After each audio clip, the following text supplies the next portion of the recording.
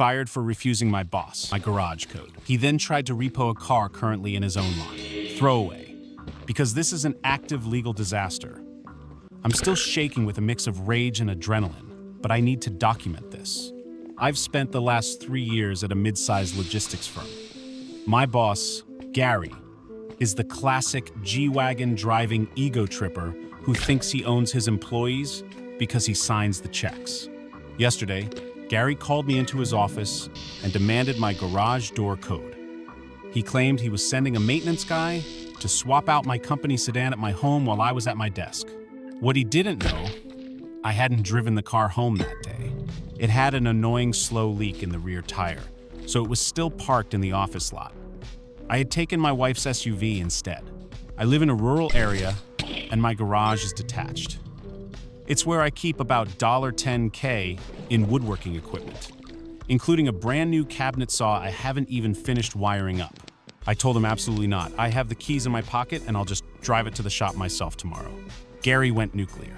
He started screaming about insubordination and withholding company assets. He gave me an ultimatum. Give him the code or I was fired for theft, and he'd have the cops at my door. I didn't blink. I told him that if access to my private home was a condition of employment, then I was done. He told me to pack your shit and get out of this building right now. I followed his order to the letter. I left the car keys in his inbox on his desk, which was a mess of paperwork, and walked out without saying another word. Here's the thing. I didn't drive the company car to work that morning. It had a slow leak in the rear passenger tire, so I had left it in the back of the office lot and taken my wife's SUV instead. Since Gary was too busy screaming to look out the window, he just assumed I'd driven it home like I usually do. About 2 hours later, my Ring camera pings. A hook-and-book tow driver Gary uses for cheap fleet moves is in my driveway. When he didn't see the car, he actually pulled a pry bar from his truck and started working on the side door of my detached garage. I called 911 and reported an active burglary.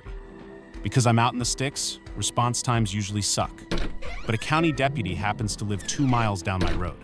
He was in my driveway in under 6 minutes and caught the guy mid-pry. The tow driver folded instantly. He showed the deputy text from Gary saying, "Employee terminated," and is hiding the car in the garage. Do what you have to do to get it. I'll cover the door. The deputy called Gary to verify the theft. Gary, thinking he was being a hard-ass, confirmed on a recorded line that he authorized the entry because I had stolen the vehicle.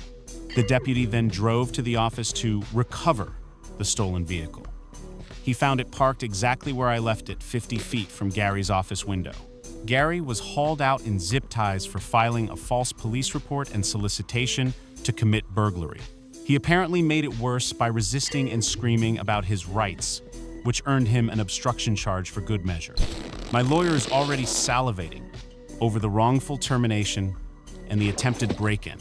Gary tried to play God with my private property, and now he's figuring out how the legal system works from the back of a squad car.